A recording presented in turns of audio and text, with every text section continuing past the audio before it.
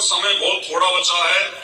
आपने देखा अभी 4-5 दिन पहले दुबई में कितनी भयंकर बारिश आई है।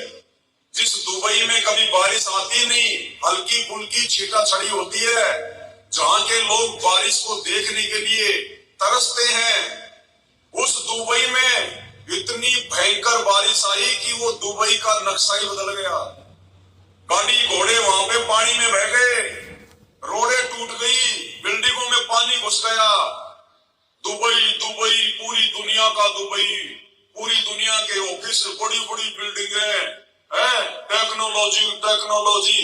अब बाढ़ में गई वो टेक्नोलॉजी। 2 घंटे में उस प्रकृति ने तुम्हारे टेक्नोलॉजी के पांव ऊपर कर दिए। 2 घंटे में वो 2 घंटे का पानी अगर 2 महीने में भी अगर दुबई से बाहर निकल जाए तो बहुत बड़ी बात है। परमात्मा से बढ़कर कुछ नहीं है।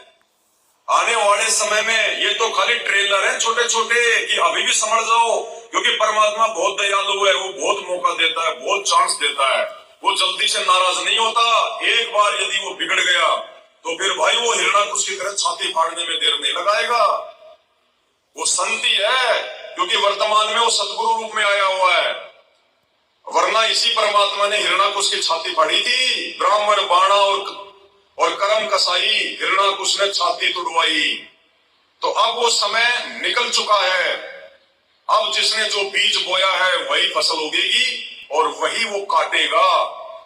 तो आने वाले समय में अब कोई ढील नहीं होगी किसी भी प्रकार की। फिर भी परमात्मा इन छोटी छोटी घटनाओं के माध्यम से लोगों को ये जो है दिखा रहा है कि सुधर जाओ, संभल जाओ।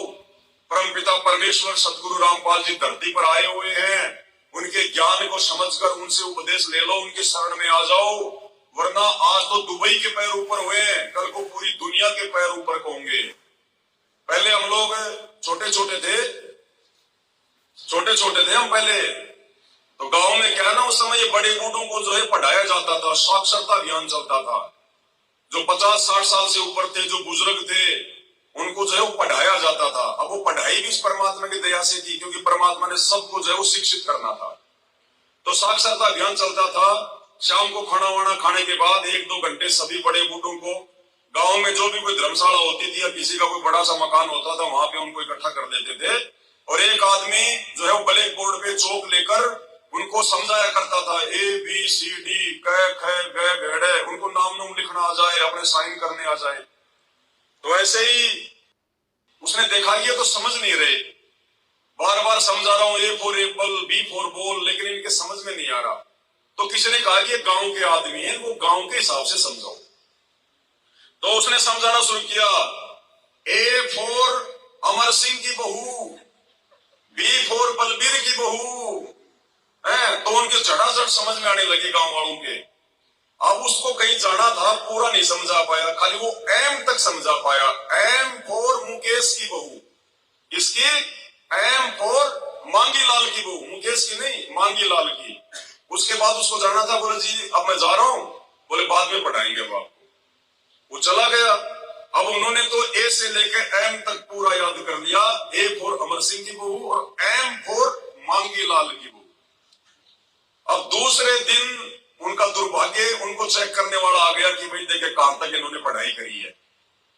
अब वो तो भाई अगर कोई एग्जाम लेगा तो बीच बीच में से पूछेगा। अब उसने क्या किया, उसने लिख दिया ब्लैक बोर्ड पे W।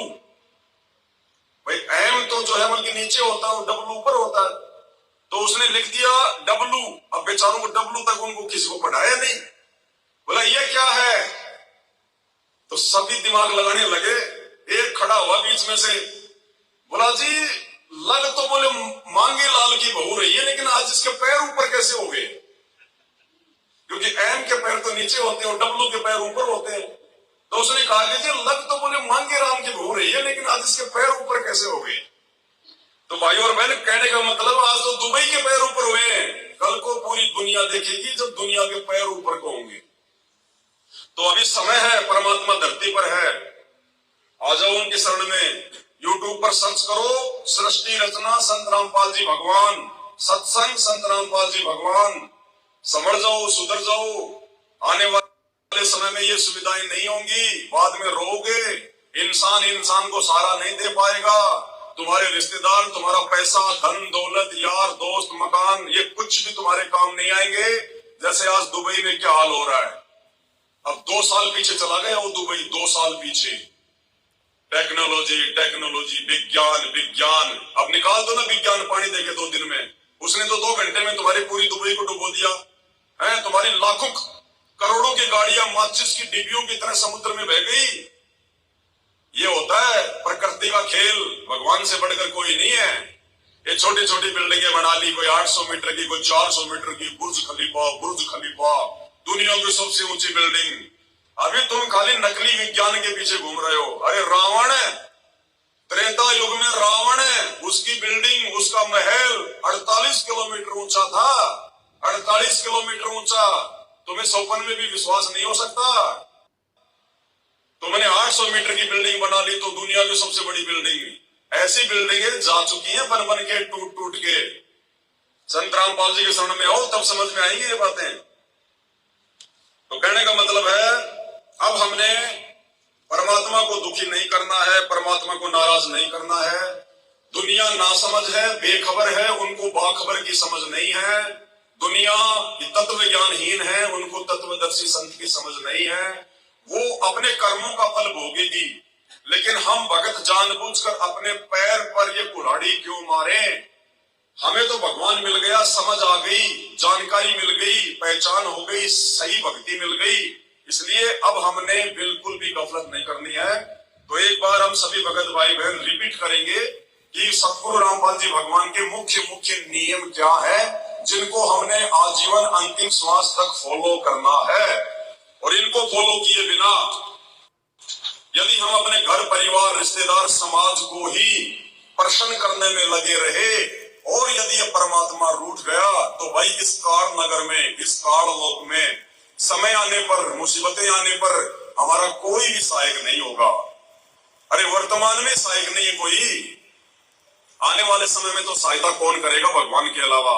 और भगवान कोई बेटा बेटी देख के, रिश्तेदार देख के सहायता नहीं करता। भगवान तो भक्ति देखेगा, मर्यादा देखेगा।